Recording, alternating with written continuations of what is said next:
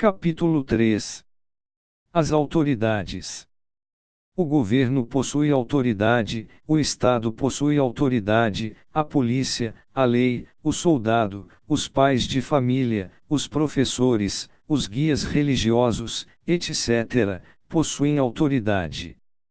Existem dois tipos de autoridade: autoridade subconsciente e autoridade consciente. As autoridades inconscientes ou subconscientes não servem para nada. Necessitamos com urgência de autoridades autoconscientes. As autoridades inconscientes ou subconscientes têm enchido o mundo de lágrimas e de dor. No lar e na escola, as autoridades inconscientes abusam de seu poder, pelo próprio fato de serem inconscientes ou subconscientes. Os pais e professores inconscientes, hoje em dia, são apenas cegos guias de cegos e, como dizem as Sagradas Escrituras, irão todos se despencar de cabeça no abismo.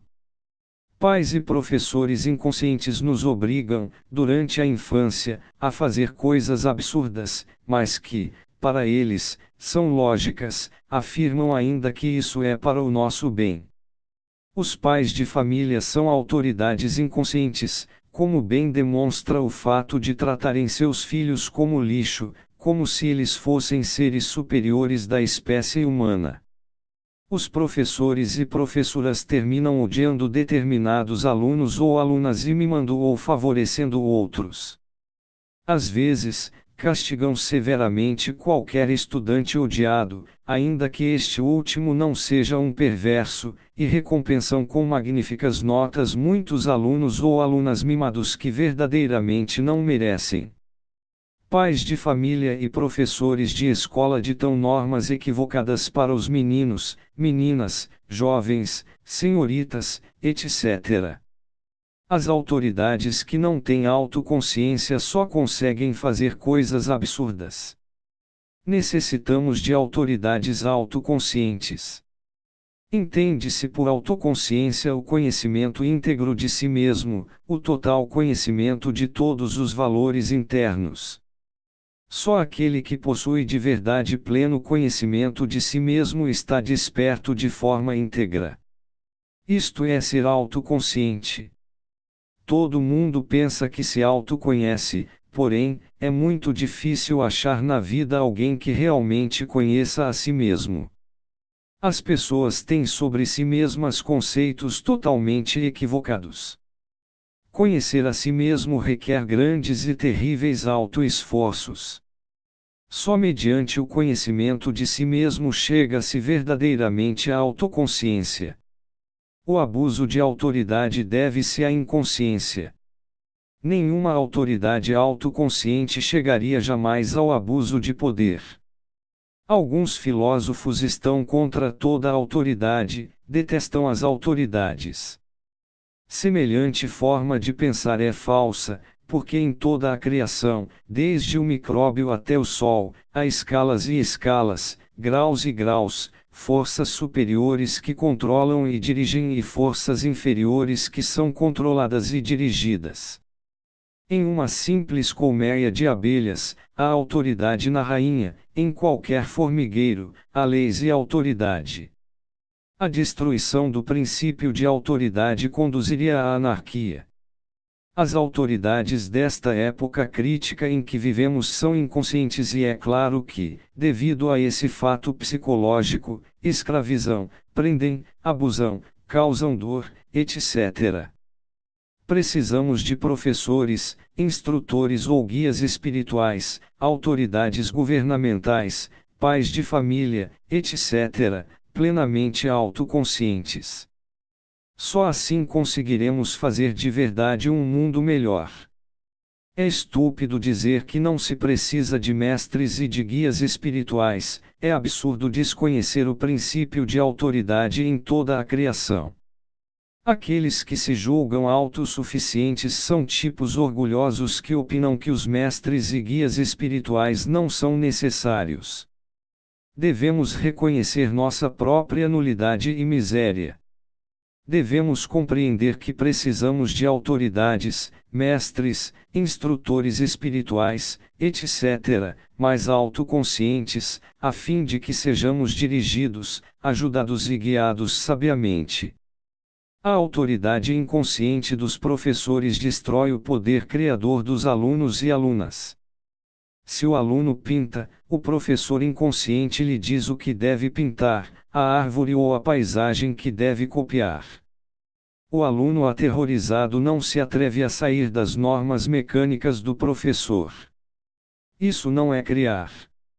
É preciso que o estudante torne-se criador e que seja capaz de sair das normas inconscientes do professor inconsciente, a fim de que possa transmitir tudo aquilo que sente em relação à árvore, todo o encanto da vida que circula pelas folhas trêmulas da árvore, todo o seu profundo significado. Um professor consciente não se oporia à criatividade libertadora do espírito. Os professores com autoridade consciente jamais mutilariam a mente dos alunos e alunas. Os professores inconscientes destroem com sua autoridade a mente e a inteligência dos alunos e alunas.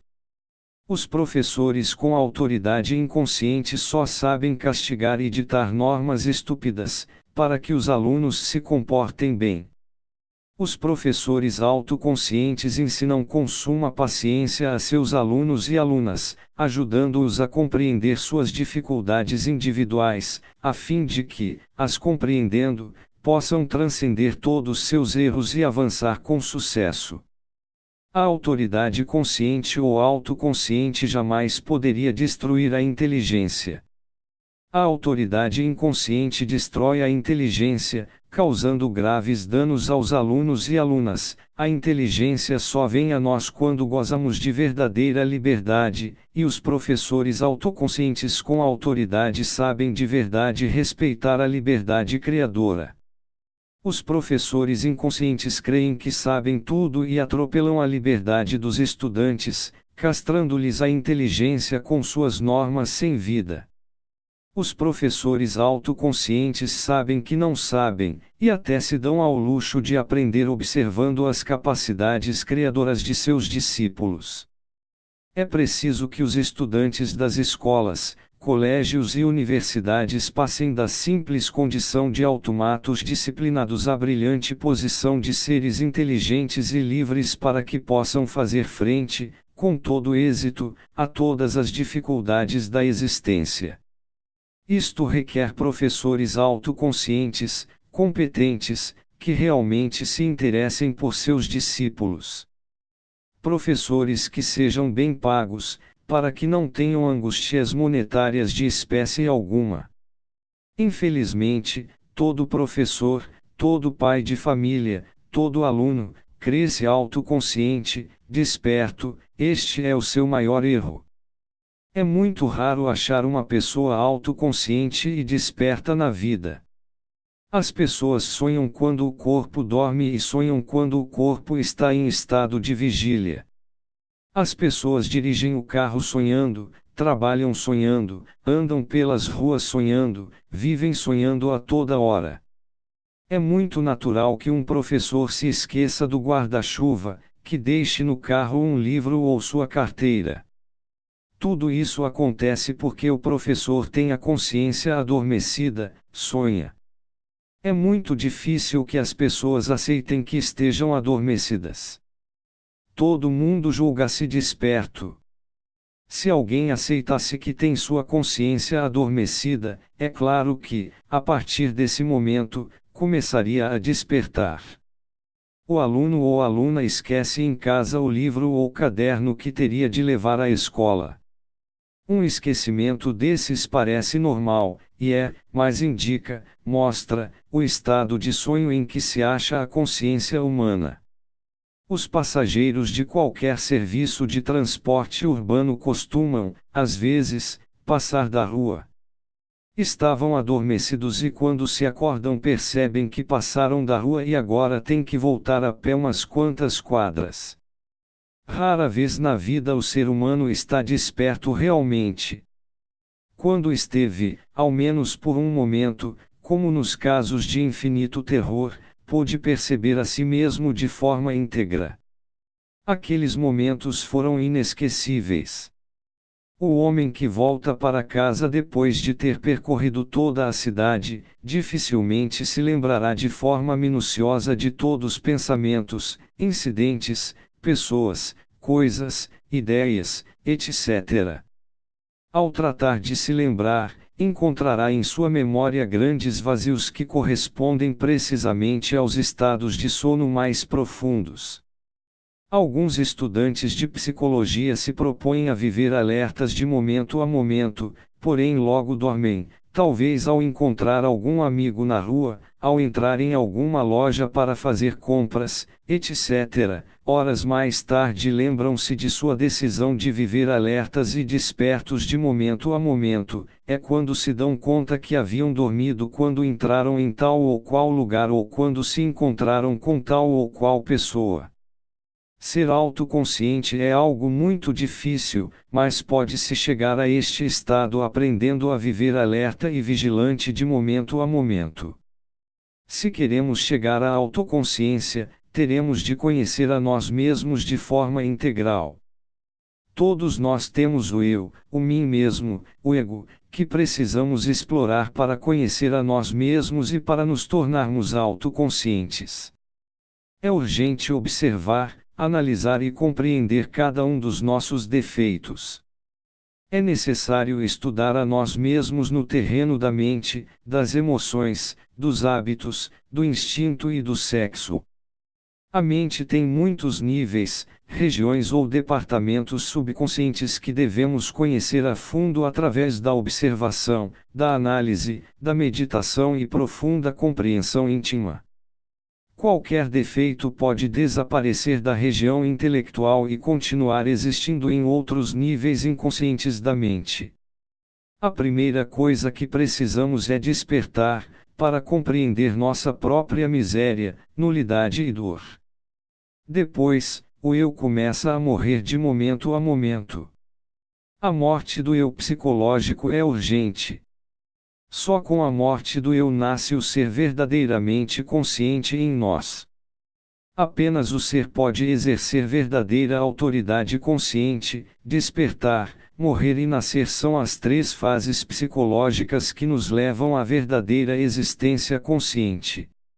Há que despertar para morrer, e há que morrer para nascer.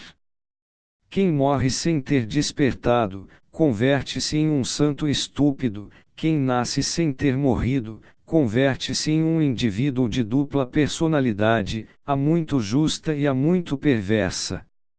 O exercício da verdadeira autoridade só pode ser exercido por aqueles que possuem o ser consciente.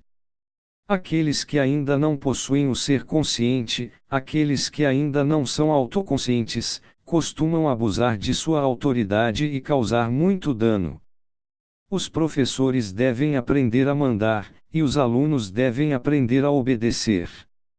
Aqueles psicólogos que se pronunciam contra a obediência, estão de fato, muito equivocados, porque ninguém pode mandar conscientemente sem antes ter aprendido a obedecer. Há que saber mandar conscientemente e há que saber obedecer conscientemente.